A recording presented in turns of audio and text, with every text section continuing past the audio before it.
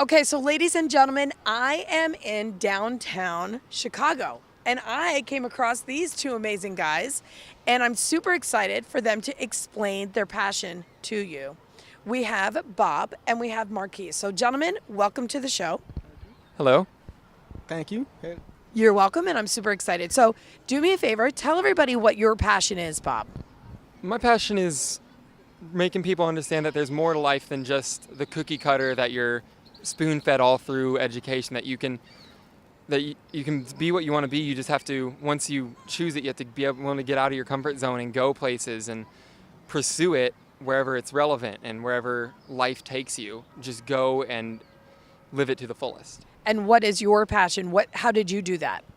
I decided that I was going to be an aircraft mechanic because I love airplanes, and what better place to live and learn them than that without, being a pilot, which is ludicrously expensive. It's cost prohibitive. And one of the things you did that took you outside of your comfort zone in order to live your passion was to move from St. Louis to Chicago so you could work at O'Hare Airport, correct? Right. I actually left a minor airline in the St. Louis area and left them, and I came up to Chicago, and I'm working for a major U.S. carrier, and it's a lot better. There's a huge market here, and it's a long-term a better place, and it's a lot of times the same place. If it's the equivalent of someone being a plastic surgeon in Kentucky or some little town, some town of like a couple hundred people, and then realizing, hey, I'm a plastic surgeon, I can go make a lot more money if I go to Beverly Hills or something like that. It's following the market and showing yourself that you're worth investing in. What kind of hesitations did you have before you finally made that decision? Well, when I was working in St. Louis, I was still living with my parents. I'd never lived on my own. I never lived in Chicago.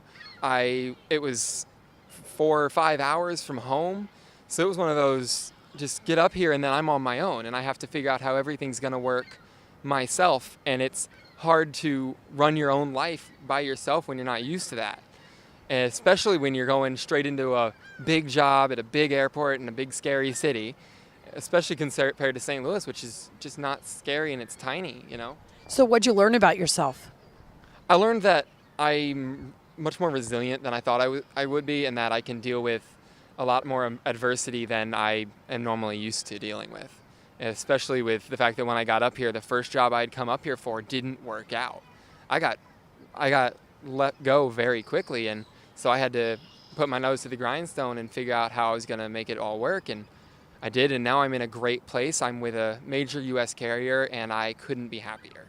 Marquis, let's hear about your passion. What is your passion? Well, it's kind of funny, but my passion is, I probably had to say food and cooking. Since I was a young boy, I've been cooking. I mean, I love it. Who doesn't love food? My favorite type of food, I probably had to say, is Mexican. Just for the simple fact that it's a variety of things you can eat. And, oh my God.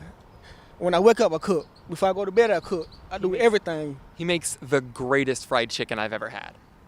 So here's the best part about this is that you guys are both airplane mechanics. So I think you're going to get a lot of friends with that passion. Of course I will. And once I take my cooking, I don't have to worry about anything else. So where did this start for you, though? I'll probably say when I was a young boy, my grandmother used to cook for me a lot. And I learned from her when I was in the kitchen, watching her cook, eating her cooking. And she showed me the ropes, and I learned from a great person. What's your favorite dish? Salmon. Salmon and asparagus. How do you make it? Have you had his salmon? No, I have not, but I want to now. How do you make it? Actually, it's funny. I never made it. I've been to a restaurant and ate it. And I've been to the restaurant plenty of times to eat it. So I have to learn how to make it. But when I learn, that's a wrap. And I think when you learn, Bob's going to be the first person in line. Oh, he loves my fried chicken, so he's going to love my salmon. So what have you learned about yourself through this cooking process? What I learned about myself is my patience, because it took me a while. When I first started, I wasn't that good. And I learned that I'm great with my hands. As you can see, aircraft mechanic, I can cook with my hands. So, hey, put two to two together. Okay, so, I'm all about action. So I tell people to envision something if they want to make a change, to explore what it would take, and then to execute a plan. So, Bob, to envision making a big change in career like you did, what should people see for themselves? They should see that they have to think it through, but they should see that it is possible. You have to figure out what you want most. If what you want most is to stay in your city, you have to find what you can do there that'll make you happy with your life, and not just another humdrum. This is what I do, yeah. But if what's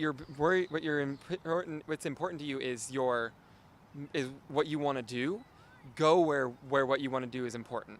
Because whatever job you want to do, whatever you want to do with your life, there's somewhere in the world that is perfect for doing that. But how do you explore that is my next question. I find that it's handy to do a lot of research on the internet, but it all depends on what it is. If you want to be a musician, you go to Juilliard. If you want to learn a language, you go to a country where that's spoken. If you want to teach French cooking, you go learn how to cook in France. You go to the education, and then you go to the work. And so then to execute, I think you're going to say next, to execute what? Is to convince yourself that is what you want to do. Because if you go into something half on it, if you're like, yeah, I think I want to do this, you're going to keep stumbling until you finally go, this is what I want, this is what I'm doing, this is how I'm going to make it happen for me. Okay. Marquis, same question. How do people envision, explore, and execute in order to act? Well, I think if you want something in life, sometimes you got to sacrifice yourself. You got to ask yourself why. What do I have to do, and why do I have to do it in order to be successful? So if you want to be a mechanic, if you want to be a chef, whatever, if you want to explore, just all you have to do is just ask people. You got resources online, and you go ask people or anything. Just put your mind to it.